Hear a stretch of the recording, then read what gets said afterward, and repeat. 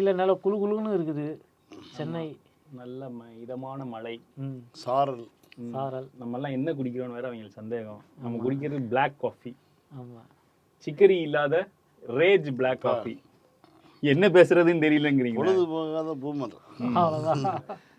பேசு, ஏதாவது சொல்லுது.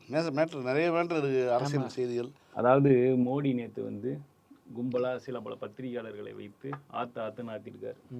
அதுல ஒரு புலம்பு என்னன்னா, இலவச பேருந்துகள் சில கட்சிகள் ஓட்டுக்காக கொடுப்பதனால் மெட்ரோ பாதிக்கப்பட்டுள்ளது அப்படின்னு சொல்லியிருக்காரு. இந்தியா ஃபுல்லா மெட்ரோ போட்டு விட்டாரமா?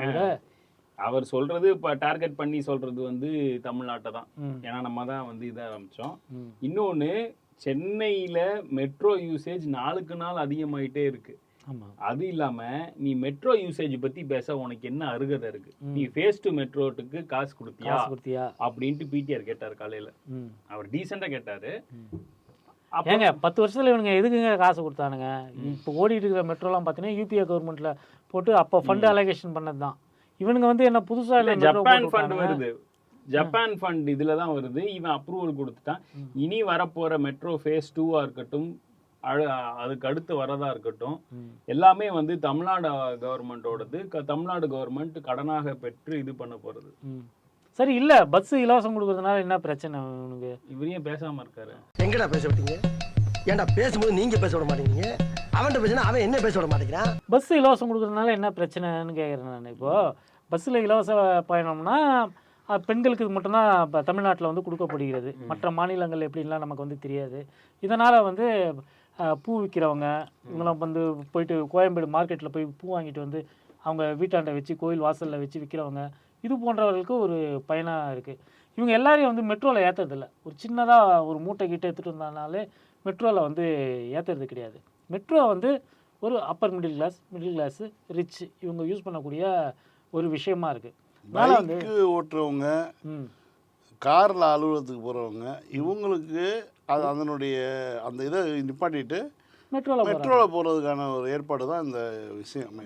மெட்ரோவில் நீங்கள் பார்த்தீங்கன்னா 80% பேர் தினமும் அலுவலகம் போகிறவங்க, நீதிமன்ற சென்னை ஹைகோர்ட்டில் இருக்குன்னா நம்ம சைதாப்பேட்டை நீதிமன்றம் போகணும், ஆலந்தூர் நீதிமன்றம் போகணும் அப்படின்னா ஆலந்தூருக்கு மெட்ரோவில் இந்த மாதிரியான வேலைகளில் போகிறவங்க. பேருந்துகளில் பயணம் செய்யக்கூடியவர்கள் எளிய மக்கள். அவங்களுக்கும் கட்சிகள் படிக்கும் ஒரு மெட்ரோ ஸ்டாப் 10 ரூபா டிக்கெட், இங்கேருந்து அங்கேருந்து மாற்றி போடணும். ஒரு ஸ்டாப் போடணும் 10 ரூபா டிக்கெட்டு, 2ஆவது ஸ்டாப் போடணும் 20 ரூபா டிக்கெட்டு. அதுவே கார்டாக வச்சுருந்தீங்கன்னா 8 ரூபாயே ஆகுது. இந்த மாதிரி பயண சீட்டு அந்த ஒரு நிறுத்தத்துக்கு தகுந்த மாதிரி மாறிட்டு இருக்கு. ஆனால் பேருந்தில் பயணம் பண்ணுறக்கூடிய பெண்களுக்கு அதுக்கு கணக்கு கிடையாது. அவங்கள பார்த்திங்கன்னா நீங்கள் சொன்ன மாதிரி சாதாரண ஒரு பூ விற்கிறவங்க, ஒரு வீட்டுக்கு வேலைக்கு போகிறவங்க, இது மாதிரி ஒரு பிரிண்டிங் ப்ரெஸ்ஸுக்கு வேலைக்கு போகிறவங்க, 2 பஸ்ஸு மாறி வேலைக்கு போகிறவங்க, இவங்களுடைய பயன்பாட்டுக்கு தான் அது இருக்குது.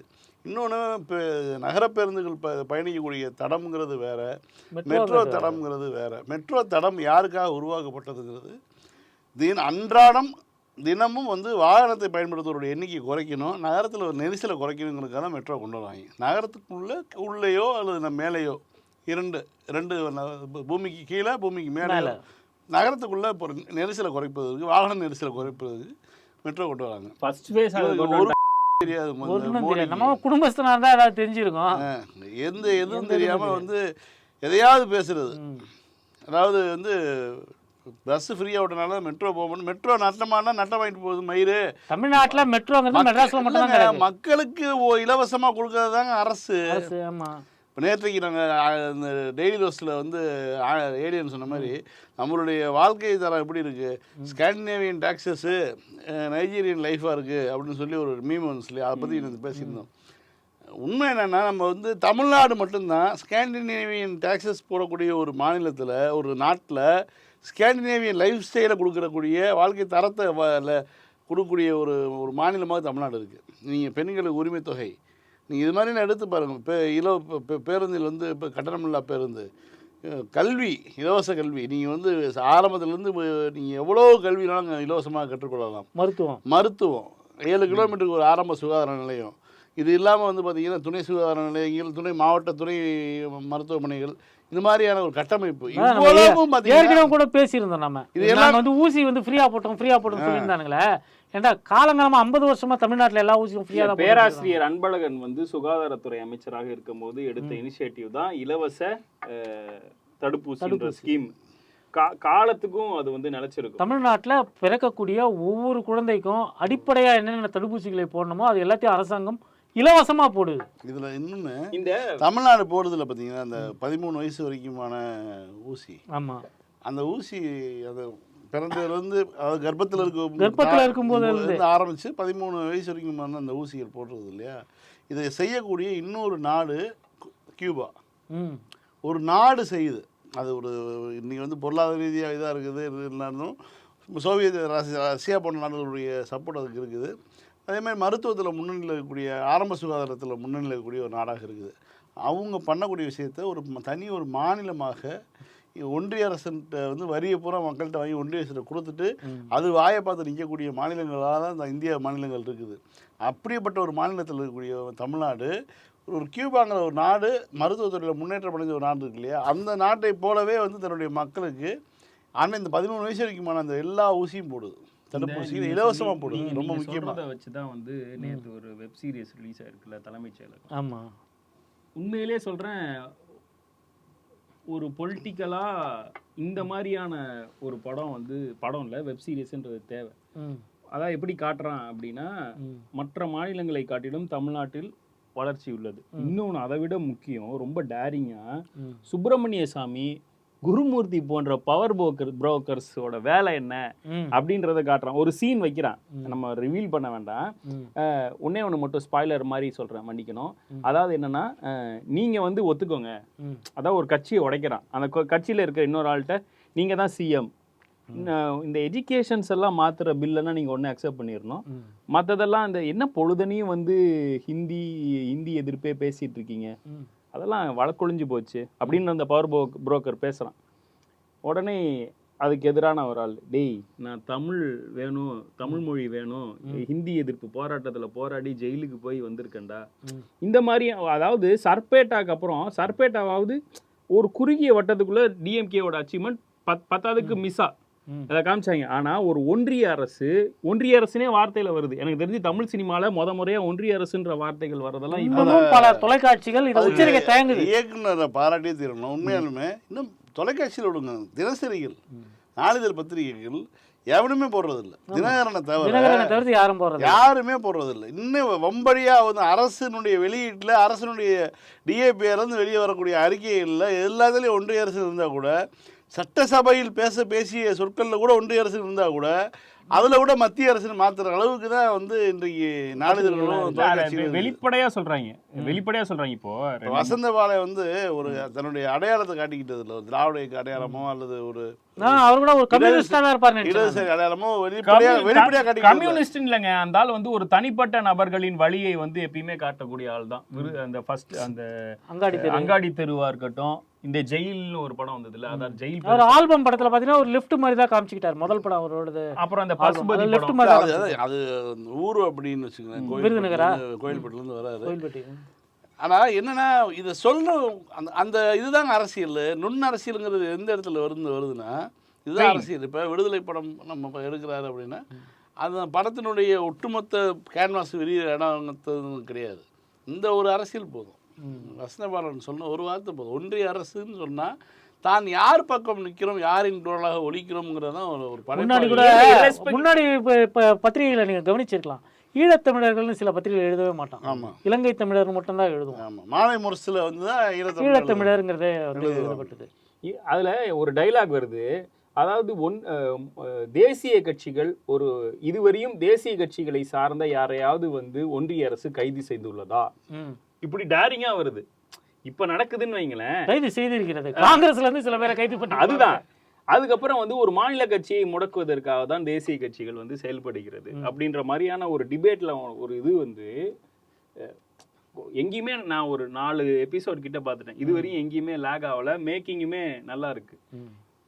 ஒரு படம் எடுக்கிறோம், அந்த படத்துல வந்து ரிசர்வேஷனுக்கு எதிராகவோ இல்லை இலவசங்களுக்கு எதிராகவோ கடந்த ஒரு 20 வருஷமா ஒரு 80% படங்கள் பொலிட்டிக்கலா வர படங்கள் அப்படி இருக்கு. பாக்கி 20% இருக்கிற படங்கள் தான் வெற்றிமாறனோட படங்களோ இல்ல ரஞ்சித்தோட படங்களோ மாரி செல்வராஜோட படங்களோ இப்ப இந்த வசந்தபாலன் போன்ற அவர்களோட படங்களோ தான் வருது.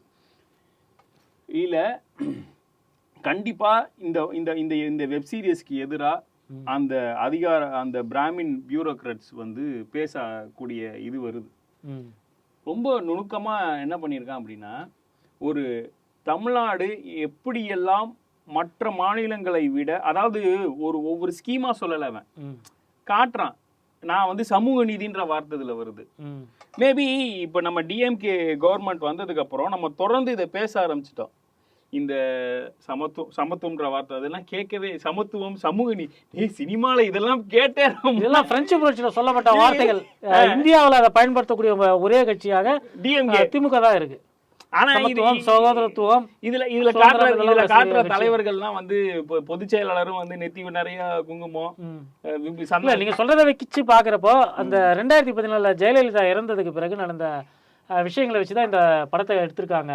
அப்படி நம்ம முழுசா சொல்ல முடியாது. அதாவது பார்ட்டி வந்து சோசியல் ஜஸ்டிஸ் பார்ட்டி, ஒரு ப்ரோ சோசியல் ஜஸ்டிஸ் பார்ட்டியா தான் இருக்கு. நீங்க பாருங்க, ஒரு புனைவா எல்லாத்தையும் கலந்து எங்கேயும் போர் அடிக்காம தான் வந்து இது பண்ணிருக்காங்க. இல்ல இது போன்ற படைப்புகள்லாம் வந்து ரொம்ப அரிதா இருக்கு. அதாவது 80களில் நம்ம வந்து கடைசியா பார்த்தோம். அப்பெல்லாம் வந்து கலைஞர் வந்து பீக்ல இருந்தார், அவரே எழுதிட்டு இருந்த ஒரு காலகட்டம். எஸ்.ஏ. சந்திரசேகர் போன்றவர்கள்லாம் வந்து அன்னைக்கு வந்து ஒரு சமூக நீதியின் பக்கமா நின்று பேசின ஒரு காலகட்டம். அதுக்கு பிறகு 90க்கு பிறகு, குறிப்பா வந்து சங்கருடைய வருகைக்கு பிறகு, பாலகுமாரன், சுஜாதா இது போன்ற பார்ப்பன எழுத்தாளர்கள் பங்களிப்பு வந்ததுக்கு பிறகு தமிழ் சினிமா பேசக்கூடிய அரசியலுங்கிறதே வந்து தமிழ்நாட்டுடைய கோரான ஒரு பாலிடிக்ஸ்க்கு எதிரான ஒரு சித்திரத்தை தான் முன் வச்சுட்டு இருந்தது. இப்போ மறுபடியும் இப்போ நீங்கள் சொல்கிறத வச்சு பார்க்கும்போது சமீபமாக வெற்றிமாறன் இது போன்றவர்களுடைய வருகைக்கு பிறகு இப்போ வசந்தபாலனுடைய தொடர் வந்து ரொம்ப துணிச்சலாக வந்திருக்கு. இதுக்கு பிறகு திரும்பவும் சினிமாவில் வந்து நிஜமான விஷயங்களை பேசக்கூடிய ஒரு வாய்ப்பு கிடைச்சிருக்கு. அதாவது இந்த வருஷம் ஆரம்பிச்சதுலேருந்து ஃபுல்லாக ஒரு தமிழ் படம் கூட ஹிட் ஆகல இல்லையா?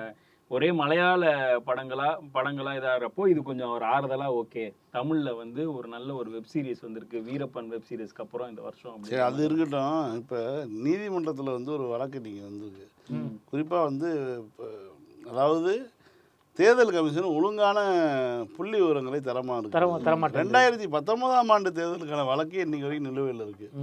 2020 அந்த வழக்கு போடப்படுறது, அது இப்போ வரைக்கும் அந்த நிலுவையில் இருக்குன்னு சொல்லிட்டு தான் இன்னைக்கு வந்து அவசர வழக்காக எடுக்கணும்னு சொல்லி. அப்பாவு கேஸ் என்னாச்சு நினைவு இருக்கா? அதுவும் அப்படியே தான் இருக்குது. அதுக்கப்புறம் 2016 கேஸு. ஆமாம், 2016 அவர் திரும்ப ஜெயிச்சு 3 வருஷம் ஆகுதுன்னு வச்சுக்கோங்களேன். இப்போ என்னன்னா, இப்போ இந்த வழக்கு வந்து இன்றைக்கே முடிக்கிறேன்ட்டுருக்காங்க. நம்ம இப்போ பேசிகிட்டு இருக்கும்போது தான் வழக்கு நடந்துட்டு இருக்குது. இன்றைக்கி நான் தீர்ப்பு கொடுத்துருவேன் இருக்காரு தலைமை நீதிபதி. இன்றைக்கி நான் ஆமாம், இன்றைக்கி ஒரு முடிவு எடுத்துருவோன்னு இருக்காரு. ஆனால் இந்த பாருங்கள், இந்த தேர்தல் கமிஷனுங்கிறது இப்போ மட்டும் இல்லை, அப்போவுமே கூட வந்து பார்த்திங்கன்னா ஒரு 5-6 விழுக்காடு வந்து ஒரு வேரியேஷன் காட்டிகிட்டே இருந்திருக்கான். அது சவுத்தில் வந்து அந்த வேரியேஷனை காட்டல. அதை நீங்கள் நம்ம இதாக பார்க்கணும். அந்த வேரியேஷன் வந்து பார்த்திங்கன்னா வட மாநிலங்களில் அது நிறைய காட்டியிருக்காங்க. அது பாஜகவினுடைய வெற்றி வாய்ப்புக்கான ஒரு விஷயமா வந்து நம்ம வந்து நம்பக்கூடிய அளவில் இருக்குது. இப்பயும் அதே வேலை நடக்குதுன்னா இப்போ நீதிமன்றத்துக்கு போயிருக்காங்க. நீதிமன்றமும் இது அவ்வளோ லேசில் விட முடியாது. தேர்தல் கமிஷனுடைய வழக்கறிஞர் வந்து கேட்குறாரு, எங்களுக்கு டைம் கொடுங்கன்னு கேட்குறாரு. இதுக்கெல்லாம் டைம்லாம் கொடுக்க முடியாது. தேர்தல் நடந்துட்டு இருக்கும்போது இதை பேசி வந்துடணும். ஏற்கனவே இருக்கக்கூடிய வழக்கு நிலுவையில் இருக்குது, அதையும் சேர்த்து அதை விசாரிக்கலாம், இன்றைய தீர்ப்பு கொடுத்துடலாம் சொல்லியிருக்காரு. ஸோ இன்றைக்கி தீர்ப்பு வரட்டும், நீங்கள் என்ன தீர்ப்பு வந்ததுங்களோ அதை பற்றி நம்ம விசாரிப்போம். ஆனால் இந்த தேர்தல் கமிஷன் இது ரொம்ப இப்போ இருக்க இதுவரையும் நடந்த எல்லா தேர்தல்களை விட மிக மோசமாக மட்டகரமான முறையில் தேர்தல் கமிஷன் நடந்துட்டு இருக்குங்கிறது மட்டும்தான் நம்ம புரிந்து கொள்ள. தேர்தல் கமிஷன் 2014 இந்த ரிப் அண்ட் விங்கிள் குடிச்சிட்டு எப்படி தூக்கத்துக்கு போச்சோ அந்த மாதிரி போச்சு. மோடி வந்து சட்டையில் இங்கே பிஜேபி இதை போட்டு உங்களுக்கு ஞாபகம் இருக்கும், அந்த ஒரு எம்பளத்தை வச்சுட்டு போய் ஓட்டு போட்டு வந்து அந்த பிரெமிசிஸ்குள்ள பேட்டி கொடுக்குறாரு. அங்கேயும் கொடுத்து வயலேட் பண்ணார். இதுவரையும் அதுக்கே நடவடிக்கை எடுக்கல. அது ஒரு சின்ன விஷயம்.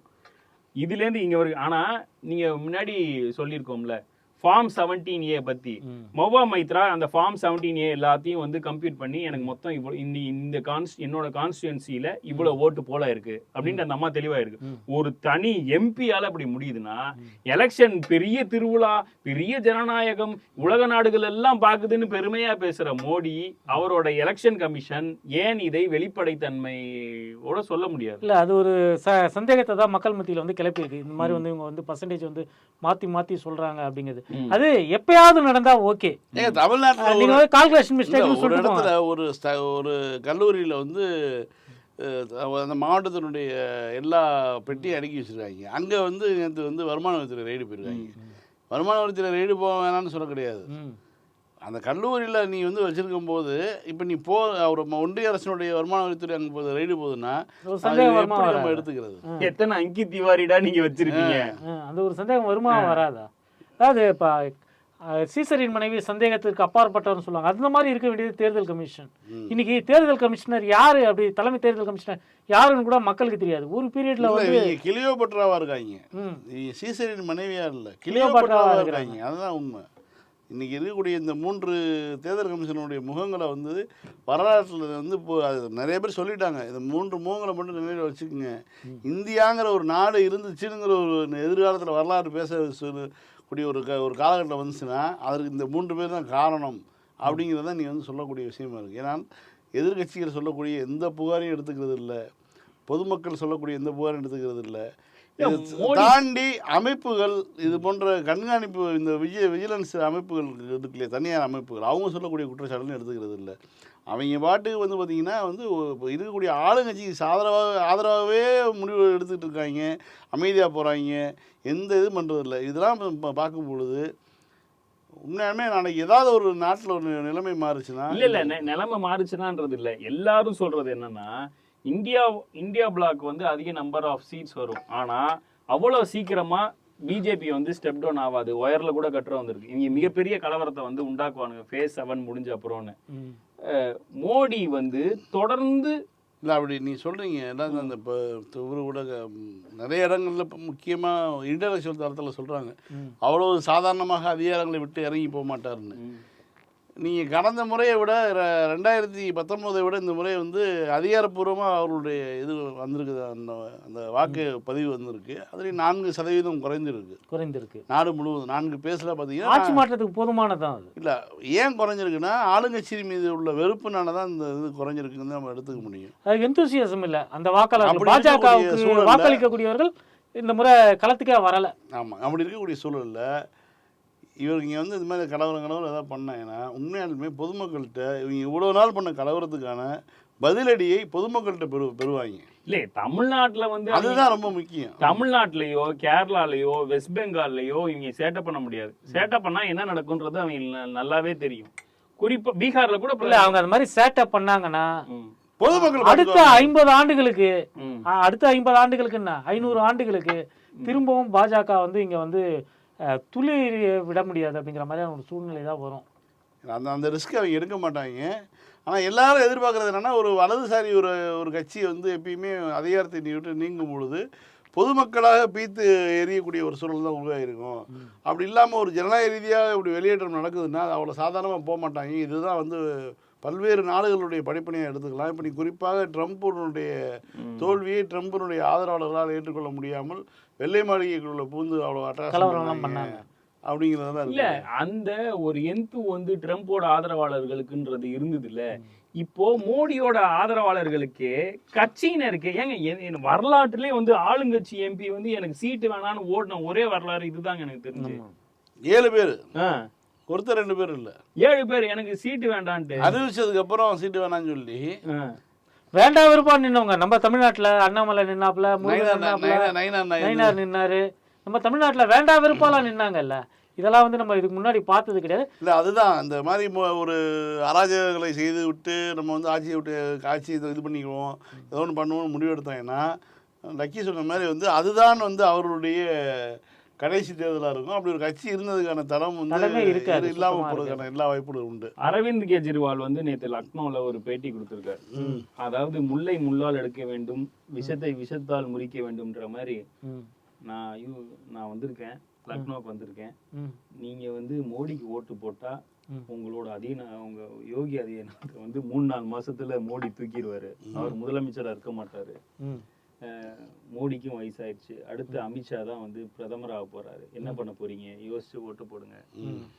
நீங்க வந்து அவங்களுக்கு ஓட்டு போட்டீங்கன்னா SC/ST ரிசர்வேஷனை முடிச்சு விட்டுருவாங்க, கான்ஸ்டியூஷனை மாத்திடுவாங்க. இதுல 2வது 3வது பாயிண்ட் எல்லாம் அவங்களுக்கு பெருசா இம்பாக்ட் ஆகாது. நம்மளுக்கு பிடிக்குது. இல்லைங்க, ஒரு பயம் இருக்குங்க. 2019 வந்தாங்க, ஒரு பெரிய மிருக மெஜாரிட்டிலாம் வரல, மெஜாரிட்டிக்கு கொஞ்சம் கூடுதலான ஒரு தொகுதிகளோட வந்தாங்க. அப்பவே வந்து அவங்க காஷ்மீருக்கான சிறப்பு அந்தஸ்தை வந்து ரத்து பண்றாங்க. அவங்க நிறைய மைனாரிட்டிஸ்க்கான உரிமைகளை வந்து அவங்க பறிக்கிறாங்க. அடுத்து மைனாரிட்டிஸ் முடிச்சதுக்கு அப்புறமா பக்கத்து வீடு யாருது? ஓபிசி தலித், இவங்களோட உரிமைகளை பறிக்க வருவாங்க.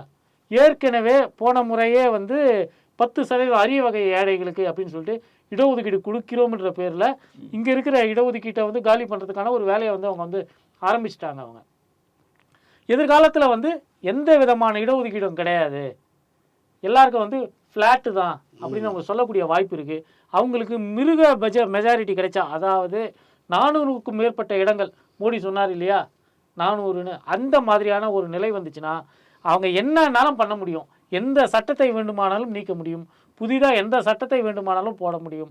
அது வந்து இந்தியாவுடைய பெரும்பான்மையான மக்களாக வாழக்கூடிய பிற்படுத்தப்பட்டோர், தலித்கள், இவர்களுக்கு எதிரானதாக தான் இருக்கும். அப்படிங்கிறது நம்ம கடந்த கால வரலாறு. தமிழ்நாட்டு மக்கள் அதற்கான முடிவுகளுக்கு வாய்ப்புகள் வழங்கலைன்னு வச்சுக்கோங்களேன். ஆனால் கெஜ்ரிவால் பேசும் பொழுது அப்படின்னு சொல்ல முடியல, கெஜ்ரிவாலுடைய கட்சியின் மீது குற்றப்பத்திரிகையை நீங்கள் வந்து தாக்கல் பண்ணியிருக்காங்க. இந்தியாவிலே முதல் முறையாக ஒரு கட்சியின் மீது குற்றப்பத்திரிகை தாக்கல் செய்யப்பட்டது இப்போதான் முதல் முறை. ஏன் வந்து பாஜகவுக்கு காங்கிரஸை விட ஆம் ஆத்மி ஒரு மிகப்பெரிய ஒரு எதிரியாக, ஒரு அச்சமூட்டக்கூடிய ஒரு எதிரியாக வருது அப்படின்னா, இவர்களால் உருவாக்கப்பட்ட ஒரு அமைப்பு தான் அது. காங்கிரஸை வீழ்த்த, காங்கிரஸை போலவே பாஜகவுக்கு எதிர்ப்பு பேசக்கூடிய, காங்கிரஸையும் எதிர்க்கக்கூடிய ஒரு அமைப்பாக அதை உருவாக்குறாங்க. இன்னைக்கு வந்து பார்த்தீங்கன்னா அது வந்து இந்தியா கூட்டணியில் இருக்குது. இன்னைக்கு அது இந்தியா கூட்டணி வர்றதுக்கான சூழல் ஏன் வருதுன்னா, அவங்க வந்து பஞ்சாபில் ஜெயிக்கிறாங்க. பஞ்சாபில் வந்து பாஜக வளரும்னு பார்த்தா ஆம் ஆத்மி வளருது. குஜராத்தில் வந்து பாஜகவினுடைய காங்கிரஸினுடைய வெற்றியை வந்து ஆம் ஆத்மி வந்து தடுக்குது. ஒருவேளை காங்கிரஸும் பாஜகவும் ஆம் ஆத்மி சேர்ந்துட்டாங்கன்னா பாஜக குஜராத்தில் வந்து தோற்கடிக்க முடியும். இது எல்லாமே பார்க்குறாங்க. பார்த்துட்டு அப்போ வந்து நம்ம வந்து தேவையில்லாத ஒரு வேலையை பார்த்துட்டோம்னு சொல்லிட்டு இவங்களை வந்து டோன் டவுன் பண்ண பார்க்குறாங்க. இவங்க மறுக்கும் போது இவர்கள் மீது வழக்கு போட்டு இவங்க மேலே உள்ள கெஜ்ரிவால் போன்றார்கள், மனிஷ் சிசோடியா எல்லாத்தையும் வந்து வழக்கு போட்டு மிரட்டி எல்லாம் பண்ண ஆரம்பிக்கிறாங்க. கடைசியாக இறுதியாக கெஜ்ரிவால் மீதே வழக்கு போட்டு உள்ளே வச்சுட்டாங்க. இப்போ இன்றைக்கி வந்து பிணையில் வந்து பேசிகிட்டு இருக்கான்னு வச்சுங்க. ஆனால் அந்த கட்சி மீது குற்றப்பத்திரிகை தாக்கல் பண்ணியிருக்காங்க. மீண்டும் ஒரு முறை பாஜகவுக்கு வாய்ப்பு வந்து ஆட்சி பொறுப்பு ஏற்றால் அந்த கட்சியை வந்து தடை செய்வதற்கான எல்லா வேலையும் செஞ்சுருவாங்க. ஆனால் அதுக்கெல்லாம் வந்து குரல் கொடுக்க மாட்டாங்க. இப்போ இன்றைக்கெலாம் வந்து பார்த்திங்கன்னா ஒரு புரோக்கர், அரசியல் புரோக்கர் வந்து இதில் யூடியூப்பில் பேசிக்கிட்டு இருந்தார். அந்த ஆள் வந்து கைது பண்ணியிருக்காங்க. பெண் போலீஸை பற்றி பேசியிருக்காரு, எல்லாம் பண்ணியிருக்காங்க. ஆனால் அதுக்கு குரல் கொடுத்து ஒரு 4 பேர் வந்து கையெழுத்து போட்டிருக்காங்க. ஆமாம், மனித உரிமைன்றது. அதுக்கு கூட வந்து ஆம் ஆத்மிக்கு ஆள் இருக்கு. புரோக்கர் உரிமை, இது மனித உரிமை கிடையாது, புரோக்கர் உரிமை. புரோக்கர் உரிமையை பேசக்கூடிய எல்லோருமே மக்களால் புரோக்கர்களாக தான் அறியப்படுவார்கள். அவங்க எவ்வளவு பெரிய கோட்பாட்டாளர்களா இருக்கட்டும், எவ்வளவு பெரிய சிந்தனையாளர்களா இருக்கட்டும், அவங்க ஒரு புரோக்கருக்கு வந்து பேசுறிய, நீ யாரு, நீ புரோக்கரா இதனை கேட்பாங்க. இல்ல தியாகு எல்லாம் வந்து என்ன சொல்றதுன்னா கம்யூனிசம் ஒரு அரசியல் புரோக்கரா இருந்தா பொம்பளை புரோக்கரா வேற இருந்திருக்கு. இல்ல தியாகு வந்து அதுல கையெழுத்து போட்டிருக்காரு. எனக்கு என்ன ஆச்சரியம்னா, கம்யூனிசம் புக்கை பார்த்தாவே நமக்கு படிக்க கஷ்டமா இருக்கும்ல, அது ரொம்ப எளிய முறையில எழுதினாலும் அந்த ஆள் தான் அது ரொம்ப ஈஸியா மக்களுக்கு புரியுற மொழியில எழுதாரு. இவ்வளவு எல்லாம் படிச்சுட்டு போயும் ஒரு புரோக்கருக்கு கஞ்சா கொடிக்கு வந்து அவர் ஆதரவா உண்மையிலே அவர் கையெழுத்து போட்டாரா இல்ல இவங்களே கையை வந்து செய்யக்கூடியவர் தான். அதெல்லாம் இயல்பு, இது இயங்கிட்டு தான் இருக்காரு. மோனுள்ள இயங்கிட்டு தான் இருக்காரு. அவர் கேட்டா வந்து நான் வந்து மனித உரிமையை பற்றி பேசுவதற்கு வந்து மனுஷனுக்கு தான் மனித உரிமை பேசணும். நேற்று அந்த நம்ம பேசவே நம்ம சொல்றது தான், நான் சொல்ல வந்து சொல்லிடுறேன். இந்த மாதிரி வந்து இவனுக்கு கூட பேசுறதுக்கு 4 பேர் இருக்காங்க இல்லை கையெழுத்து போடுறதுக்கு. ஆம் ஆத்மிக்கு அது கூட செய்ய மாட்டாங்க. அந்த மாதிரி தான் அங்கே இருக்கணும் நிலைமை. அதை புரிஞ்சுக்கிட்டனால தான் ஒரு இந்தியா கூட்டணிக்குள்ளே உள்ளே வந்து உட்காந்து தன்னை பாதுகாக்கிறோம், தன்னுடைய ஏகத்தை பாதுகாக்கிறவங்களுக்காக வந்திருக்காரு. இப்போ இந்த மேட்டருக்கு வருவோம். இப்போ இவர் ஒரு புரோக்கர் உள்ளே போயிருக்காருன்னு, புரோக்கருக்கு ஆதரவாக வந்து காவல்துறை வதைக்கிறதுனால கூட்டு இயக்கம் குரல் கொடுக்குது. அவரும் கையெழுத்து போட்டிருக்காரு. ஹென்றி டிஃபேனு தூத்துக்குடியில் நடந்த துப்பாக்கிச்சூடுக்கு எதிராக குரல் கொடுக்கக்கூடிய வழக்குகளை போடக்கூடிய ஒரு மனித உரிமை ஆர்வலர். அதுதான் அவருடைய ஒரு முகமாக வந்து எல்லாருக்கும் தெரியும். ஆனால் அதே தூத்துக்குடி துப்பாக்கி சம்பவத்தை பற்றி இந்த புரோக்கர் என்ன பேசுனாங்க, அது ஹென்றி டிஃபேனுக்கு தெரியாதா? ஹென்றி தீபனுக்கு அதை பத்தி இல்லைங்க, எந்த ஒரு நான் இதுவும் என்ன கிடையாதா? கேட்குறேன்னா உண்மையாலுமே அங்கே வந்து காவல்துறை சித்திரை நடக்குதான்னு கேட்குறேன். ம். சிடுக்கு சும்மா அந்த இதெல்லாம் சொல்லுவேன்ல, அது சொல்லுவது அது மாதிரி நடந்து வரேன். ஏன் கையில் மட்டும்தான் கட்டை போட்டிருக்காங்க. ஆமா. அது உனக்கு ஏற்கனவே பிளேட் வச்ச கை, வண்டி ஆக்சிடென்ட், அதனால குடிச்சிட்டு போய் வண்டி ஓட்டினேன், புல்லட் ஓட்டி போய் கீழே விழுந்த. போலீஸ் வேன்ல வரப்போ ஆக்சிடென்ட் ஆறப்போ அந்த இதுல ஒரு மைல்ட் ஏர் கிராக். இல்லைங்க, அவனுக்கு முதல்ல எப்படி கை உடைஞ்சுது? அது புல்லட்ல போய் புல்லட்ல தண்ணியை போட்டு போய் விழுந்து. தண்ணி போட்டேன்னு சொல்லாதீங்க. அப்பா தண்ணியை போட்டுட்டு இருந்தான், இப்ப போறது இல்லையா? இப்போ டைரக்டா போயிட்டாப்ல. அதை போட்டு கை உடைஞ்சு கட்டு போட்டிருந்தாலும் நீ நீதிமன்றத்தில் நடந்து வர்றது எப்படி வரும்? ஒரு குற்றவாளி அல்லது ஒரு விசாரணை கைதியை வந்து துன்பத்துக்கு உள்ளே இருந்தாலும் என்ன மாதிரி கண்டிஷனில் வருவாங்கிறது. நேற்று சின்ன பையனை தூக்கிட்டு போய் பாலியல் வல்லுறவு செஞ்சுட்டு இருந்த ஒருத்தனை வந்து நேற்று வந்து அரெஸ்ட் பண்ணி கூப்பிட்டு போனாங்க. அவன் என்ன கண்டிஷனாக ஸ்டேஷன்லேருந்து வெளியில் வந்தாங்கிறது வந்து அதையும் வீடியோவில் பார்த்தோம் நம்ம. அப்துல் காதர் ஏதோ ஒரு பேர். அவன் என்னன்னா வெயிட் பண்ணி 2 வீலரில் சின்ன பையனை ஏற்றி ரவுண்ட் அடிக்கிறேன்னு சொல்லி கூட்டிகிட்டு போய் ஒரு தவறான செயலில் ஈடுபட்டிருக்கான். இப்போ சிசிடிவியில் வச்சு ஆளை பிடிச்சிட்டாங்க. பிடிச்சதுக்கப்புறம் போலீஸ் ட்ரீட்மெண்ட் நடந்திருக்கும் போல் தெரியுது. அவர் ஏதோ தப்பி செல்லுகையில் வலிக்கு விழுந்தாருன்னு சொல்லி போட்டிருந்தாங்க. அவன் கண்டிஷனை பார்த்தோம். அதுதான் வந்து காவல்துறை அந்த போலீஸே அசிங்கமா பேசிட்டு உள்ள போனவன். போலீஸை விடுங்க. இவன் வந்து எனக்கு எப்பயும் ஆறாத ஒண்ணு வந்து ராம்குமாரை வந்து இவன் பேசினான் பாத்தீங்களா? நான் போன தடவை பேசும்போது இவன் நடுவுல என்ன பேச விடல. ராம்குமார் பேசின இவன் வந்து ஒரு மனுஷனே கிடையாது.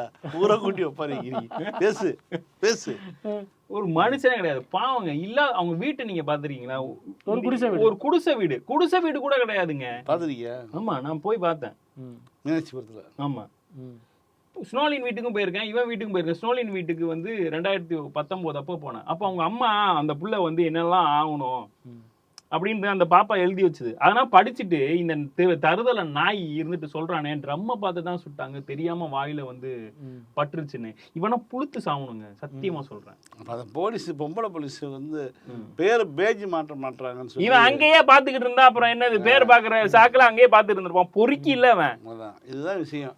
இருந்தாலும் ஆமாக்ஸ் எல்லாம் வந்து சப்போர்ட் அது அதுக்கான ரொம்ப முக்கியமான ஒரு கோட்பாட்டாளர் எஸ் வி ராஜதுரை. அவரெல்லாம் வந்து எந்த ரேஞ்சில இருந்தவரு இன்னைக்கு ஏன் வந்து ஒரு கஞ்சா குடிக்கு ஆதரவாத அறிக்கை கமல் டீல் பண்றாங்கல்ல? டேய் பெரிய மனுஷங்களா, இப்ப அப்படிதான் டீல் பண்ற மாதிரி இருக்கு. இப்ப போனது இல்ல, இவங்களை யாராவது இனிமேல் மதிப்பாங்களா கேக்குறேன் நானு.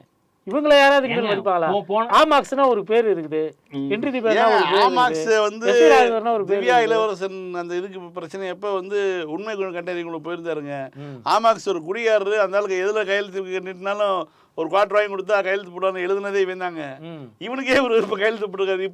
இப்ப யாரா குவார்டர் வாங்கி கொடுத்தது நம்ம கேக்குறதா? ஆமா, ஆமாக்ஸுக்கு ஒரு ஃபுல்லா வாங்கி கொடுத்தா போதும், எதுல வேணா கையெழுத்து போடுவாரு அப்படின்னு சொல்லி திவ்யா இளவரசன் அந்த பிரச்சனை சரியா இவங்களாம் இது மாதிரி சப்போர்ட் பண்றதை வச்சு பாக்குறப்ப என்ன இவங்க பயப்படுறாங்கன்னு நினைக்கிறேன். சவுக்குக்கு நாளைக்கு வந்து நம்மள வந்து ஏதாவது பொம்பளை கேஸ்ல எழுதிடுவான், நாளைக்கு நம்மள வந்து ஏதாவது இவர்களை பொறுத்த வரைக்கும் திமுக மீது வேற ஒன்றும் கிடையாதுங்க. நடப்பது போலீஸுக்கான ஒரு விஷயம் நடக்குது, போலீஸுக்கு நடவடிக்கை எடுக்குதுன்னா அரசு யாருடைய அரசுன்னு இவங்களுக்கு வந்து தெரியும். ஆமாக்ஸை பொறுத்த வரைக்கும் என்ன விதமான கோட்பாடு பேசினாலும் திமுக எதிர்ப்புங்கிறது அவர் ரத்தத்தில் ஊறி போன விஷயம்தான். அதை நம்ம மறுக்கவே முடியாது. என்ன, ஆமாக்ஸை வந்து நம்ம கொண்டாட வேண்டிய எவ்வளோ விஷயங்கள் இருக்குது. ஆனாலும் அவர் வந்து திமுக எதிர்ப்பாளர் தான். தியாகு வந்து தூக்கு தண்டனையிலேருந்து வெளியில் அனுப்புனதே கலைஞர் தான். ஆனாலும் வந்து அவர் திமுக எதிர்ப்பாளர் தான். அதே மாதிரி எஸ் வி ராஜதுரையும் அப்படி தான். இவர்களுக்கெல்லாம் வந்து கருணாநிதி வெறுப்பு, கலைஞர் வெறுப்பு அப்படிங்கிறது வந்து மனசுக்குள்ளே வந்து அடியாளத்தில் பதிஞ்சு போன விஷயம். எல்லாரும் வந்து அந்த பகுதியில் இவங்களுடைய வாழ்க்கை வந்து இந்த இடதுசாரி இயக்கத்தை வளர்த்திருக்க முடியாமல் செஞ்சது வந்து திராவிட இயக்கம், குறிப்பாக வந்து கலைஞர் அப்படின்னு இவங்க எல்லாம் கையெழுத்து போட்டது 5 பேரில் 4 பேரோ 3 பேரோ வந்து டெல்டா பகுதியை சேர்ந்தவங்க. இவங்களுடைய வெறி வந்து ஏன் அந்த திராவிட இயக்கத்தின் மேலே இருக்கும், திமுக மேலே இருக்கும் நம்மளால் புரிஞ்சுக்கொள்ள முடியுது. அதுக்கு வந்து ஒரு புரோக்கருக்கு கையெழுத்து போடுவீங்களாடா அப்படிங்கிற மாதிரி தான் அந்த பெரிய மனுஷர்களை பார்த்து. இதுக்கு முன்னாடி கன்னட பிரசாத் கைதானே, அவனுக்கு போக வேண்டியதானே, மனித உரிமை சும்மா தூக்கிட்டு அவனுக்கு போக வேண்டியதானே. டெய்லி எவ்வளோ புரோக்கருங்க கைதாகிறானுங்க, எவ்வளோ பாலியல் கைதாகிறாங்க, அவங்களுக்கு தான் நீ தூக்கிட்டு போயேன். இந்த ஸ்டான் சாமிக்கு வந்து டம்ளர்ல குடிக்கிறதுக்கு ஒரு ஸ்ட்ரா கேட்டதுக்கு தரலங்க. இந்த நாய் கொளுத்து வந்து திரியிறான், கண்ணடிக்கிறான், பொய் சொல்லிட்டு கேமராவை பார்த்துட்டு. ஒருத்தன் வந்து முடியை இப்படி ஹேர் ஸ்டைல் பண்ணிட்டு பொம்பளைங்க ஆம்பளை போலீஸை பார்த்தா கண்ணடிக்கிறான் இந்த நாய். இவன் கிட்ட வந்து பேட்ச் எல்லாம் மாட்டிக்கினா பொம்பளை போலீஸுக்கு போக முடியுமா? அது கரெக்ட் தான். இன்னைக்கு வந்து அந்த சன் நியூஸ் இந்த ஆங்கரோட பிரஸ் மீட் அதுல வந்து இவங்க பாதுகாக்கிறாங்க சவுக்கு சங்கரை. இது ஒரு 10 வருஷம் முன்னாடி 10 வருஷம் முன்னாடி நடந்தது. அந்த 10 வருஷம் முன்னாடி நடந்தது. அன்னைக்கே இந்த பொறுக்கிய மட்டன் தட்டி வச்சிருந்தா இன்னைக்கு இந்த அளவுக்கு வந்திருக்க மாட்டான். இவங்க எல்லாம் ஒரு கூட்டு இயக்கமா வந்து செயல்பட்டு இருக்காங்க. இன்னைக்கு வந்து எக்ஸ்போஸ் ஆறாங்க. ஆனா அன்னைக்கு குரல் கொடுத்தவங்க எல்லாம் இன்னைக்கு வந்து பயந்துகிட்டு இருக்காங்க, வாயை திறக்கல. இப்போ வந்து சரி எங்களால எதுவும் செய்ய முடியல பாஸ் அப்படின்ட்டு ரிட்டையர்டு பேட்ச் 1 இருக்கும்ல, அதுதான் இந்த மார்க்ஸ் இந்த குரூப் அதெல்லாம் கூட்டு வராங்க. கூட்டிட்டு இந்த ரிட்டையர்டு ரவுடிங்க கிட்டனா கையெழுத்து வாங்கிட்டு இதை வந்து இது பண்ணிருக்கானுங்க. இப்போ இது தேவையில்லாத வேலை. இது இப்போ இவங்க மேலே என்னெல்லாம் குற்றச்சாட்டு வைக்கப்பட்டிருக்கு, இதெல்லாம் யாராவது நோண்டி வெளியில் எடுக்க ஆரம்பிச்சாங்கன்னு வச்சுங்களேன், அது நல்லாவா இருக்கும்? சமூகத்தில் ஒரு பெரிய மனுஷங்களா வெள்ளையும் சுலையுமா அலைஞ்சிட்டு இருக்கிறீங்க, எதுக்கு ஒரு புரோக்கருக்காக நீங்களும் அசிங்கம் பண்ணாங்கிறத நம்மளுடைய கேள்வியாக இருக்குது. கதவு உண்மைதான். கதவருகே தாமரை அப்படின்னு யாரோ போட்டிருந்தாங்க. தியாகு கையெழுத்து தேவையா? தியாகுக்கு இந்த வயசுல தேவையா? அவருக்கு என்ன வயசாகுது?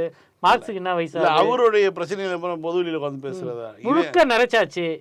இதுக்கு மேல வந்து நீங்க வந்து அவருடைய தகுதியே அவருக்கான வேலையே அவருக்கான இன்னும் சொல்ல போனா இந்த சமூகத்துக்கு அவர் வந்து ஒரு தியாகம் பண்ணியிருக்காரு. அவருக்கு நம்பிய சித்தாந்தத்துக்கு தியாகம் பண்ணியிருக்காரு. எல்லாம் ரைட்டு. அந்த ஹென்றி இல்ல நான் உடைச்சா பேசுறேன். ஹென்றி தீபனை இது போல அறிக்கை உடைவிச்சது ஏற்கனவே சவுக்கோடு தொடர்பில் இருந்த ஒரு பெண்மணி. தொடர்பில் இருந்த பெண்மணினா ட்விட்டர் மூலமாக தொடர்பில் இருந்த பெண்மணி. தொடர்ச்சியாக சவுக்கோட ட்விட்டுகளை எல்லாம் சிலாகிச்சு ரீட்வீட் பண்ணக்கூடியவர். ஃப்ளைட்டில் கூட சவுக்கோ தான் படிக்கிறாங்க அப்படின்னு சொன்ன ஒரு பெண்மணி. இப்போ ஹென்றி தீபனுடைய அந்த அறிக்கையை வந்ததுமே முதல்ல அதை ரீட்வீட் பண்ணுறதும் அதே பெண்மணி தான். ஏன் இப்படி அசிங்கப்படுறீங்கன்னு கேட்குறேன். நீங்களும் சுயமாக சிந்திக்க மாட்டீங்களா? ஒரு மனித உரிமை அமைப்பு வச்சிருக்கிற, ஒரு பீப்புள் வாட்ச் வச்சிருக்கிற, நீ சுயமா சிந்திக்க மாட்டியா? இல்ல யாரோ ஒரு புரோக்கருக்கு தொடர்புடைய யாரோ சொல்லி ஏன் உங்க அமைப்போட பெயரை கெடுத்துக்கிற? உனக்கு இந்த சமூகத்துல இருக்கக்கூடிய நற்பெயரை கெடுத்துக்கிற. மகாநதி படத்துல கமல் ஒரு வசனம் சொல்லுவார்ல, கெட்டவனுக்கு கிடைக்கிற மாதிரி நல்லவனுக்கு கிடைக்க வேண்டிய மரியாதை எல்லாம் அந்த கெட்டவனுக்கு கிடைக்குது, இந்த நாடு உருப்பிடுமா அப்படின்னு. அது உண்மையிலே ஒரு அதுதான் நடக்குது.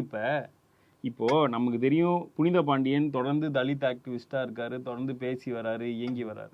அவருக்கு கிடைக்கிற பிளாட்ஃபார்ம் வச்சுப்போம், இவங்களுக்கு இந்த ப்ராடுங்களுக்குனா கிடைக்கிற பிளாட்ஃபார்ம் அதையும் வச்சுப்போம், கம்பேர் பண்ணுவோம். ஏன் இவர் கிடைக்க மாட்டீங்கன்னா இவர் பெரியாரை விட்டு கொடுக்க மாட்டேங்கிறாரு. திராவிட இயக்கத்தை விமர்சித்தாலும், திராவிட இயக்கத்தை விமர்சிக்கல, திமுக விமர்சித்தாலும் அதன் தேவை இருக்கு அப்படின்றதையும் அவர் சொல்றாரு. மதிமணிவண்ணன் சொல்றாரு. இவங்களுக்கு ஏன் இந்த மாதிரியான பிளாட்ஃபார்ம் கிடைக்கல? அப்ப லாபிங் பண்ண தெரியல, லாபிங் பண்ண தெரியலன்றது இல்ல, இவங்க லாபிங் பண்றது கிடையாது. இவங்களுடைய கொள்கை வந்து பெரியாரிசத்தையும் திராவிட இயக்கத்துக்கும் சார்ந்தே இருக்குது. இது இந்த இதுல பிரச்சனை இருந்தாலும் சில பிரச்சனைகள், அதாவது அவங்க பேசக்கூடிய தலித் பாலிடிக்ஸுக்கோ அல்லது ஒரு அம்பேத்கரிய பார்வைக்கு இது கொஞ்சம் பிரச்சனையா இருந்தாலும் இதை விட சிறப்பானது எதுவும் கிடையாதுங்கிறத வந்து பொதுவெளியில் சொல்லிக்கிட்டே இருக்காங்க. தலித் முரசை எடுத்தீங்கன்னா முதல் பக்கம் வந்து அம்பேத்கருடைய செய்தி இருக்கும், அவருடைய ஏதாவது கோட் இருக்கும், கடைசி பக்கத்தில் பெரியாருடைய கோட் இருக்கும். இன்னைக்கு வரைக்கும் அது அப்படி தான் வருது. அப்படியான ஒரு செயல்பாட்டாளரை வச்சு நம்ம பார்க்குறோம். இன்னொரு பக்கம் பார்த்தீங்கன்னா வந்து தலித் போர்வையில் அரசியல் பண்ணக்கூடிய பெரியாருக்கு எதிராக இயங்கக்கூடிய ஆட்களையும் நம்ம பார்த்துட்டு இருக்கோம். நான் சொன்ன மாதிரி ஏன் அவங்களுக்கான அந்த பிளாட்ஃபார்ம் இது விட பெருசாக உண்மையாலுமே இயங்கக்கூடியவங்களுக்கு நிறைய போலி தலித்துகளை வேற பார்த்துக்கிட்டு இருக்கிறோம். தலித்துன்னு சொல்லிப்பாங்க, அவங்க தலித்தே கிடையாது. ஆனால் வெளியில் வந்து தலித்துங்கிற ஒரு பார்வையை வந்து கட்டமைக்குது. குறிப்பாக அந்த சமூக வலைதளங்களில் அது மாதிரி வந்து நிறைய பேர் தலித்தியம் பேசக்கூடிய பல பேர் தலித்துகள் கிடையாது. தலித்துகளுக்கும் பிற்படுத்தப்பட்டவர்களுக்கும் இடைவெளி அதிகரிக்கணும் அப்படிங்கிற ஒரு சதித்திட்ட கோட்பாட்டின் அடிப்படையில் செயல்படக்கூடிய இது வந்து அமெரிக்க கருப்பின வரலாற்றில் பல இடங்களில் பல முறை நடந்தது. அதாவது நீங்கள் கிட்டத்தட்ட பார்த்தீங்கன்னா கருப்பின மக்களுக்கு ஆதரவாக நிலவரி அரசியலுக்கு எதிராக பேசுகிறேங்கிற பேரில் அவர்களை வந்து தன்மைப்படுத்திக்கிட்டு பண்ணக்கூடிய வேலைகள்லாம் நடந்திருக்குது வரலாற்றில். இதை அம்பலப்படுத்தியிருக்காரு மால்கம் எக்ஸ். இதே மாதிரி தமிழ்நாட்டிலேயும் வந்து பார்த்தீங்கன்னா வந்து மாமிங்கெல்லாம் திருத்தியம் பேசுறது, இந்த கொடுமையை நம்ம பார்த்துக்கிட்டு தான் இருக்கோம். இதில் ஒரே ஒரு நம்ம இறுதியாக சொல்கிறது என்னென்னா, நீ யாருக்காக குரல் கொடுக்குறீங்க? நான் எல்லோருக்காக குரல் கொடுப்பேன் அப்படின்னா, இப்போ மரண தண்டனைக்கு எதிராக குரல் கொடுக்குறது ஒன்று இருக்குல்ல, மரண தண்டனைக்கு எதிரான குரலுங்கிறது வந்து அது கூட ஒரு சரியான விஷயமா இருக்கும். ஏன்னா மரண தண்டனையின் மூலமாக நீ குற்றங்கள் இதுக்கப்புறம் இல்லாமல் செஞ்சிட முடியுமா அப்படிங்கிற ஒரு ஏங்க இப்போ இந்த புரோக்கருக்கு தூக்கு தண்டனை கொடுத்தாங்கன்னா போகிறோம், அதுதான் சொல்றேன். தூக்கு தண்டனை கொடுத்துட்டாங்க அவனுக்கு. அதான் சொல்கிறேன். அந்த மாதிரியான விஷயங்கள் வந்து ஒரு இதாக இருக்கலாம். நீ வந்து கைது செய்தது யாரை கைது செஞ்சுருக்காங்க, எதுக்கு கைது செஞ்சுருக்காங்க, அவன் மீது என்ன வழக்கு, எதுவுமே கிடையாது. எதுவாக இருந்தாலும் அந்த 12,000 பெண்கள், காவல்துறையில இருக்கக்கூடிய 12,000 பெண்கள், அவங்களுக்கு வந்து மனித உரிமை கிடையாதா? நேத்து ஒரு நீ பேசக்கூடிய மனித உரிமை வரையறைக்குள்ள அந்த பெண்கள் வர மாட்டாங்க. ஒரு பெண்மணி கோர்ட்டுக்குள்ள வந்து நீதியரசர் முன்னாடி சொல்றாங்க, வீட்டுக்கு போனா யார் கூட படுத்துட்டு வரேன்னு என் புருஷன் கேட்கறான் அப்படின்னு சொல்லிட்டு ஒரு போலீஸ் வந்து அழுது ஜட்ஜுக்கு முன்னாடி. நேத்து ஒரு ஆடியோ ரிலீஸ் ஆயிருக்குல்ல, அது என்ன மாதிரி ஒரு எனக்கு உண்மையிலே இது விட்டுருச்சுங்க. ஃபெலிக்ஸ் ஜெரால்டு அந்த ஆடியோ உண்மையோ பொய்யோன்றது தெரியல. அது அவங்க பொய்யான்னா அந்த அம்மா நிரூபிக்கட்டும். பொய்யா இருக்கிறதுக்கு வாய்ப்பு ரொம்ப கம்மி. ரொம்ப இன்னொன்னு அந்த குரல்ல இருந்த இது வந்து நம்மளால அது ரொம்ப பாவப்பட்ட ஒரு அனாதையா உட்காந்து கேட்டுட்டு இருந்தேன். நம்மளால அது வந்து இது பண்ண முடியல. உண்மையாலுமே பெற்றோரை இழந்த ஒரு பெண்ணுடைய என்ன ஒரு அனாதைன்றனால நீங்க வந்து இது பண்ணி ஒரு வெளிநாட்டுல இருக்கிறாங்க, அந்த நாட்டுல வந்து அவங்களுக்கான அந்த பேங்க் அக்கவுண்ட் கூட முடக்கப்பட்டிருக்கு. இல்ல இது நம்ம எதுக்கு நம்ம இங்க இது வந்து ஏன்னா இது பெரிய ஒரு விவாதத்துக்குரிய ஒரு செய்தி. இந்த சனியன்களை பத்தி பேசக்கூடாதுன்னு நம்ம போன பூமர் ஷோலயே முடிவு வெளியில இருந்து. ஆமா இல்ல நம்ம சொல்ல வந்தது என்னன்னா, இந்த ஆமாக்ஸ் போன்றவர்களுடைய கையெழுத்து தான் நமக்கு வருத்தமா இருக்குது. ஏன்னா எனக்குன்னா வருத்தம்னா ஒண்ணும் இல்லை, இவங்க ப்ராடு அவங்க எக்ஸ்பிரஸ் ஆயிட்டே இருக்காங்க, அவ்வளவுதான் சொல்ல முடியும். உன்னையவே செருப்பு கழட்டி அடிச்சிருக்கான். ஏங்க 10 வருஷத்துக்கு நீ சரக்கு வாங்கி கொடுத்தா கையெழுத்து போடுவேன்னு உன்னை சொல்லியிருக்கேன். நீ அவனுக்காக திரும்ப வந்து நீ இங்க கையெழுத்து போட்டேன்னா அப்புறம் என்னத்து பண்றது? இல்ல 10 வருஷத்துக்கு முன்னாடி இவங்க இந்த ப்ராடத்தனம் பண்ணாங்க. போதும் ரொம்ப. இல்ல சென்னை பிரஸ் கிளப்ல 10 வருஷத்துக்கு முன்னாடி இவங்க பண்ணத நியாயம்ன்றத மக்கள்கிட்ட காமிச்சாங்க. ஆனா இன்னைக்கும் அந்த இது இவங்க அம்பலப்பட்டு நிக்கிறாங்க. இன்னைக்கு செருப்படி விடுது. அதுக்காக இன்னைக்கு செருப்படி விடுது. நீ அது உப்பு தின்றால் தண்ணீர் குடித்தே 2000ங்களுக்கு பிறகு டிஜிட்டல் ஃபுட் பிரிண்ட்ஸை நீங்கள் வந்து தப்பிக்கவே முடியாது. நீங்கள் என்ன பண்ணாலும் எங்கே இருந்தாலும் இருக்க தான் செய்யும். அதுக்குரிய நீங்கள் என்ன பண்ணியிருக்கீங்க அப்படிங்கிறதுக்குரிய பலாபலங்களை வந்து காலம் உங்களுக்கு வந்து வழங்கிட்டே இருக்கும். இன்னொரு பூமர் ஷோவில் விக்கி பேச விட்டு வேடிக்கை பார்ப்போம். நன்றி, வணக்கம். லைக் பண்ணுங்கள், ஷேர் பண்ணுங்கள், சப்ஸ்கிரைப் பண்ணுங்கள், கமெண்ட் பண்ணுங்கள்.